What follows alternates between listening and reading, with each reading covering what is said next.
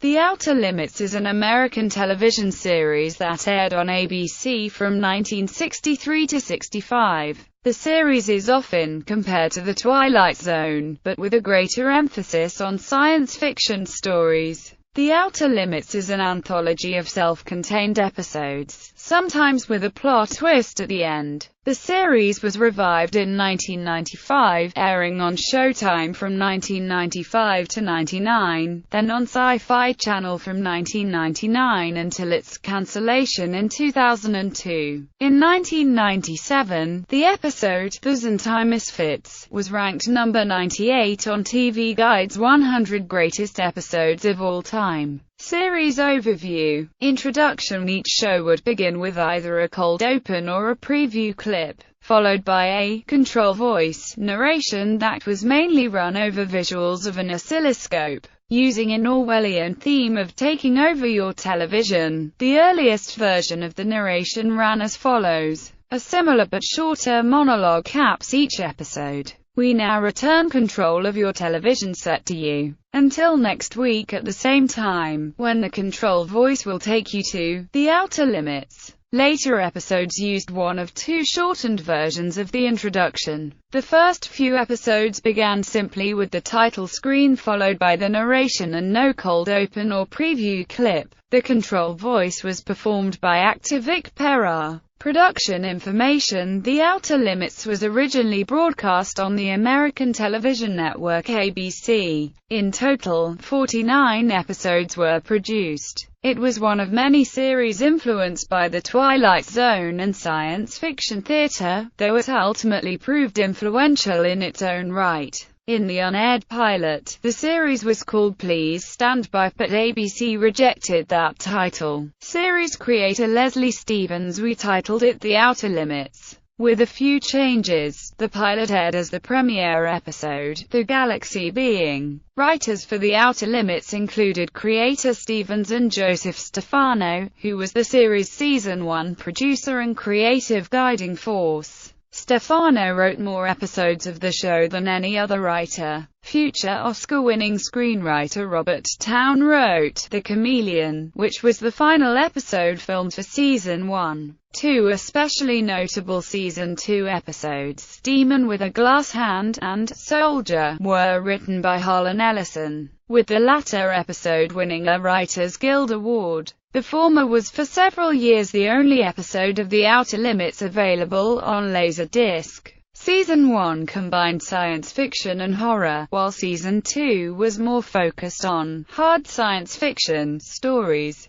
dropping the recurring, scary monster motif of Season 1. Each show in Season 1 was to have a monster or creature as a critical part of the storyline. Season 1 writer and producer Joseph Stefano believed that this element was necessary to provide fear, suspense, or at least a center for plot development. This kind of story element became known as the bear. This device was, however, mostly dropped in Season 2 when Stefano left. The bear in The Architects of Fear, the monstrously altered Alan Layton, was judged by some of ABC's local affiliate stations to be so frightening that they broadcast a black screen during the Thetans' appearances, effectively censoring most of the show's last act. In other parts of the United States, the Thetan footage was tape delayed until after the 11 o'clock evening news. In still others, it was not shown at all. Season 1 had music by Dominic Frontier, who doubled as production executive. Season 2 featured music by Harry Lubin, with a variation of his Fear theme for One Step Beyond being heard over the end titles.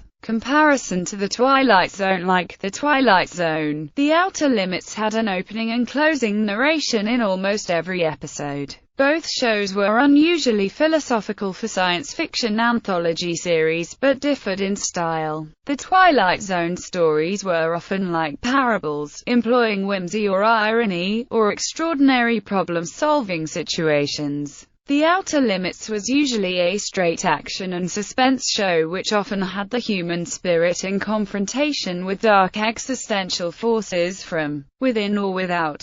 such as in the alien abduction episode, A Feasibility Study, or the alien possession story, The Invisibles. As well, The Outer Limits was known for its moody, textured look in many episodes, whereas The Twilight Zone tended to be shot more conventionally, although there are, of course, notable exceptions to these rules of thumb on both series. However, there is some common ground between certain episodes of the two shows. As Shaw and Frenson, the authors of The Outer Limits, the official companion, have noted, several Outer Limits episodes are often misremembered by casual fans as having been Twilight Zone episodes. Notably, such problem-solving episodes as Fun and Games or The Premonition. Cinematography. The program sometimes made use of techniques associated with film noir or German expressionism, and a number of episodes were noteworthy for their sheer eeriness.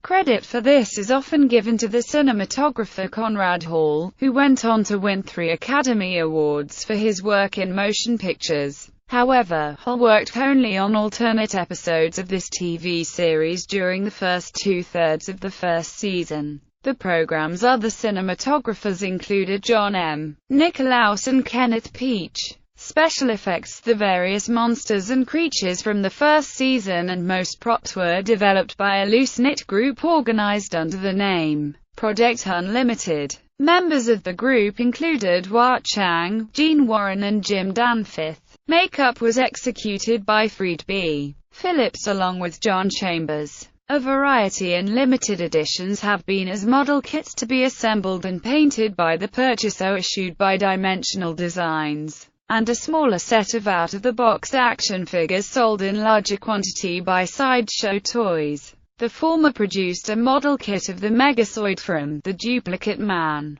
and both created a figure of Gwilm as an evolved man from The Sixth Finger. Influence on Star Trek. A few of the monsters reappeared in Gene Roddenberry's Star Trek series later in the 1960s. The moving micro-beast in The Probe later was used as the Porter in The Devil in the Dark, and operated by the same actor, Janos Prohaska. The ion storm scene in The Mutant became the transporter effect in Star Trek. The black mask from The Duplicate Man is used by the character Drive. Layton in The Conscience of the King. The Megazoid from The Duplicate Man and the Empyrean from Second Chance were seen briefly near Captain Christopher Pike in other cages in the Star Trek pilot, The Cage. The process used to make pointed ears for David McCallum in The Sixth Finger was reused in Star Trek as well. Lead actors who would later appear in the regular cast of Star Trek included Leonard Nimoy, who appeared in 2 episodes, and William Shatner, who appeared as an astronaut working on a Project Vulcan. Actors who would subsequently appear in the regular supporting cast of Star Trek were Grace Lee Whitney and James Doohan. Roddenberry was often present in the Outer Limits studios, and hired several of its staff, among them Robert Justman and Hua Chang, for the production of Star Trek. Lawsuit on behalf of Harlan Ellison. Harlan Ellison contended that inspiration for James Cameron's Terminator had come in part from Ellison's work on The Outer Limits. Cameron conceded the influence. Ellison was awarded money and an end credits mention in The Terminator, stating the creator's wish to acknowledge the works of Harlan Ellison. Cameron was against Orion's decision and was told that if he did not agree with the settlement, they would have Cameron pay for any damages if Orion lost Ellison's suit.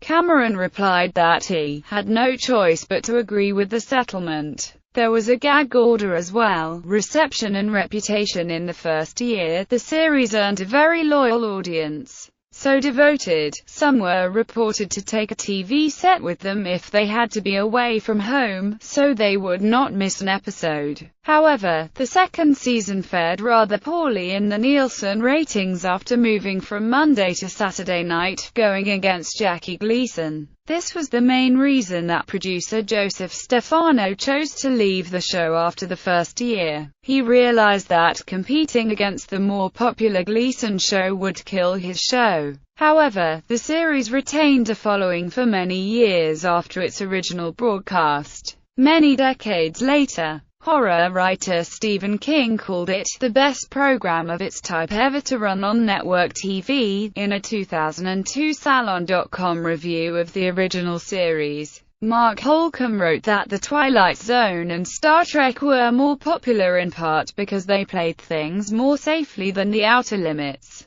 choosing to never stray far from the rationalism that drives most American entertainment. Holcomb posited home video VHS release. A platinum version of the MGM UA Library brand product of the video series was released. DVD releases. MGM Home Entertainment has released both seasons of The Outer Limits on DVD in Region 1. In 2007, they re-released the series in 3 separate sets. In October 2008, MGM released a 7-disc box set featuring all 49 episodes of the series. The re-releases of Season 2 correctly claim 3 discs in the set on the outer packaging, whereas the individual slim cases with the DVDs inside rather confusingly claim only 2. The DVDs include a revised version of the original intro, heard over the episode menus. The episodes, The Invisible Enemy, and Wolf 359, are erroneously listed on one DVD case in The Outer Limits: The Complete Original Series Volumes 1 to 3. Both episodes are actually only on Disc 2 included in the case for The Outer Limits Volume 3. The original series Discs 2 to 3, episodes 39 to 49. Possible film. On June 20, 2014, The Hollywood Reporter revealed that MGM is developing a film version of The Outer Limits based on the Demon with a Glass Hand episode, with Scott Derrickson and C. Robert Cargill writing and Mark Victor producing.